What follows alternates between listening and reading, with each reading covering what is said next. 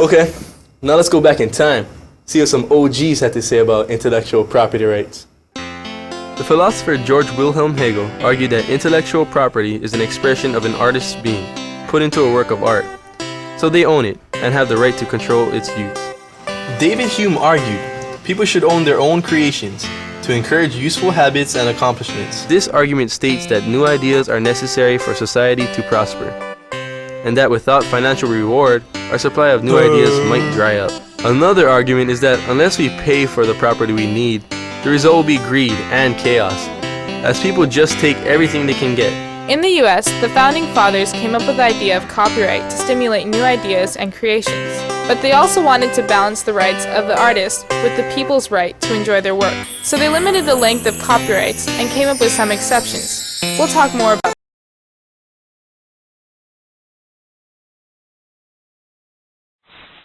The most important thing that we can do is to guard our contact information. Don't give people you don't know your cell number, screen name, or email address. Don't share passwords with even your closest friends. Friends change, and someone could log on with your screen name and do some real damage. Sharing buddy lists increases your chances of being bullied. Assume that no digital communication is really ever private. IMs can be forwarded, copied and pasted, or changed to distort conversations. If you have something personal or private to discuss, go old school. Use the phone or talk in person. Don't let something you say or do online come back to bite you. Okay, now that we know how to avoid being harassed or harassing others, what if it still happens? See how many of these steps you got. Bullies want power and control over their victims, so it's important to not react when you get a harassing message. If it happens once, log off. If the harassment continues, send one clear message to the harasser to not communicate with you. Save this message and save all other communication as evidence. If the harassment continues, tell your parents. If it's school-related, let your school know too. Contact the harasser's internet service provider and request that their account be terminated. Think about blocking or filtering messages from the harasser and saving them in a separate folder. If you get text messages through your cell phone, trace the number and contact the phone company. If harassment still continues, this may be considered cyberstalking.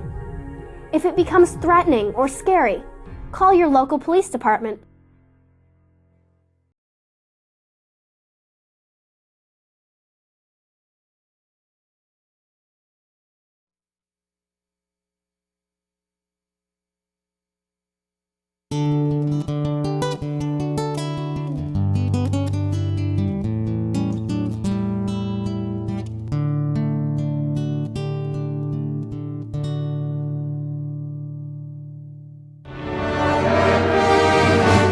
They have names like Blaster, Nimda, Slammer, and Code Red.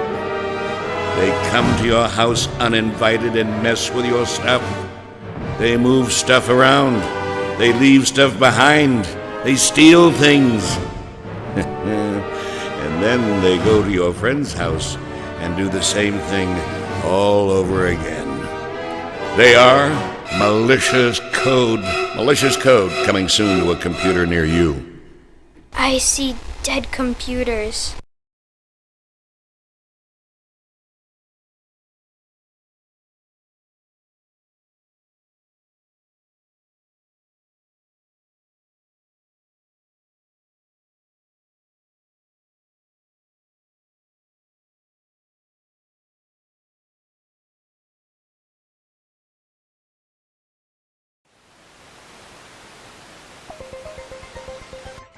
Over the last decade, the American media has increasingly been using the human's natural curiosity of sex as a way to promote and create profitable business.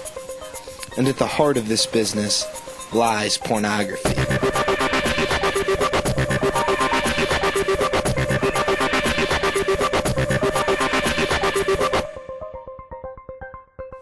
About 30 miles outside of Deerfield, you can find one of the nearest adult video stores.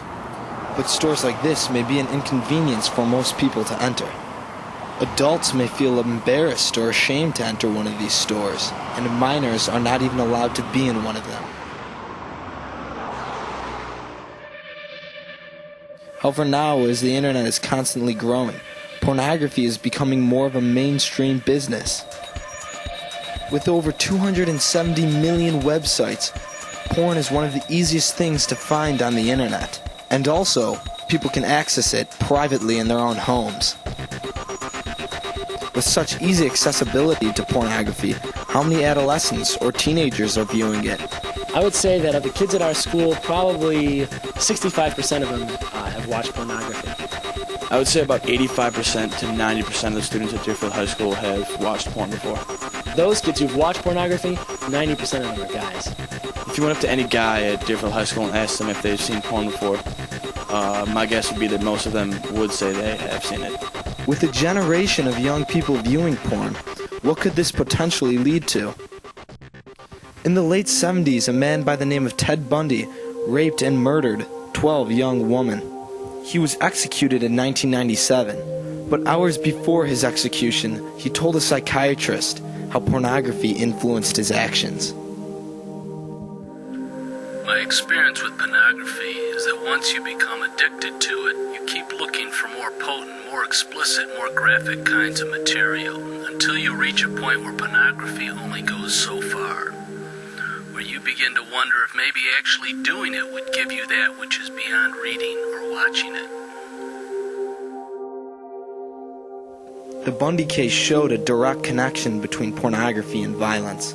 Nowadays, with the internet, teenagers are also at a great risk of becoming addicted to porn. I think a large part of the problem is that pornography is so easily available to kids today. I mean, the truth is, kids can just come home. If their parents aren't home, they can just get on the computer, and boot up and look at porn on the internet.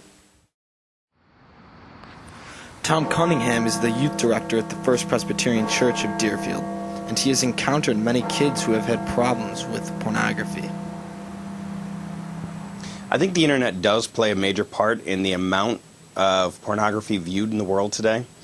I don't believe that it's the sole problem, because if you didn't have the internet, people would still find ways to watch it, to view it, to read about it. They just might not do it as frequently. But with the internet, 24-hour exposure, and today's teenager being probably more literate with a computer than their parents, it's very easy to find and hide.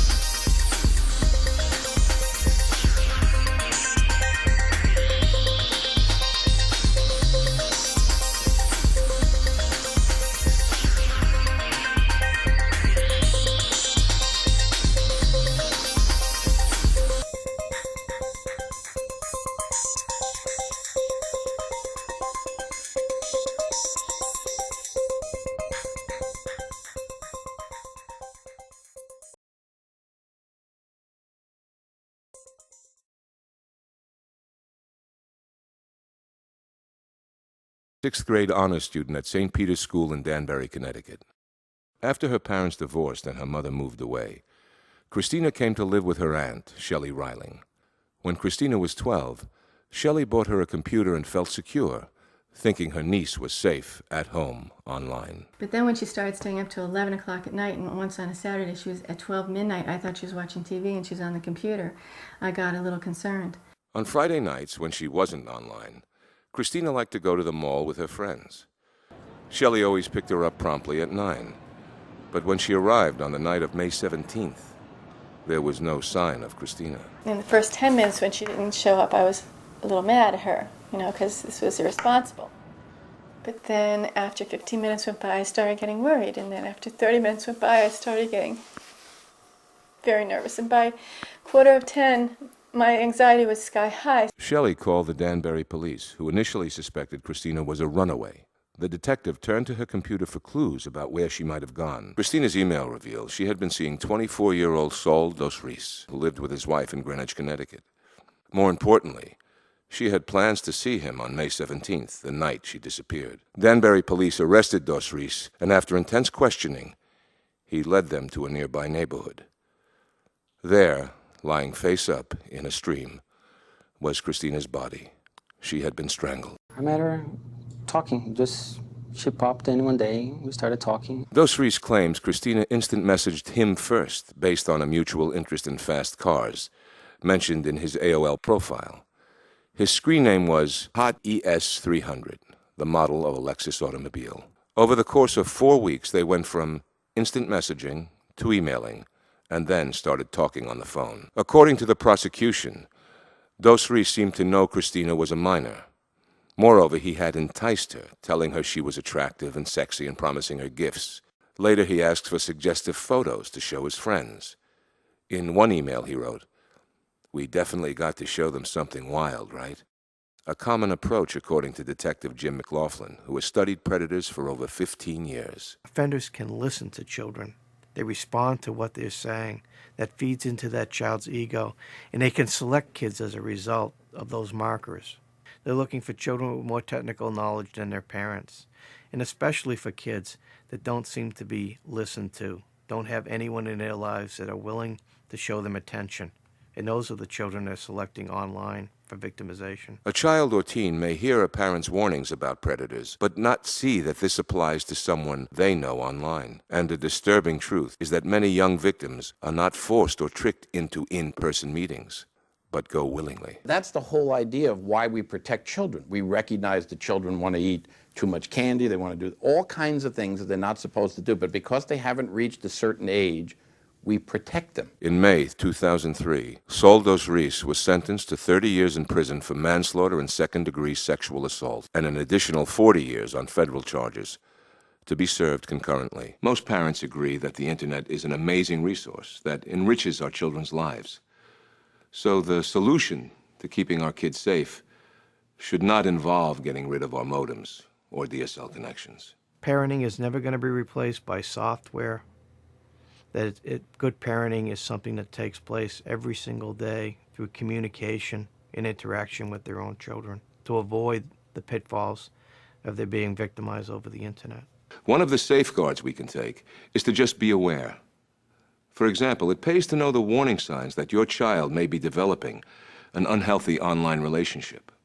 For instance, a child that's no longer communicating with their parent about what they're doing online, a child that minimizes the screen of their computer when they walk by, a child that's getting unexplained telephone calls or mail, a child that has unexplained absences from the home where they may potentially be meeting an offender. These are all signs that parents have to watch out for when their child spends a great deal of time on the internet. As a parent of 5 children, including 2 teenage girls, I know that the internet opens up an exciting world.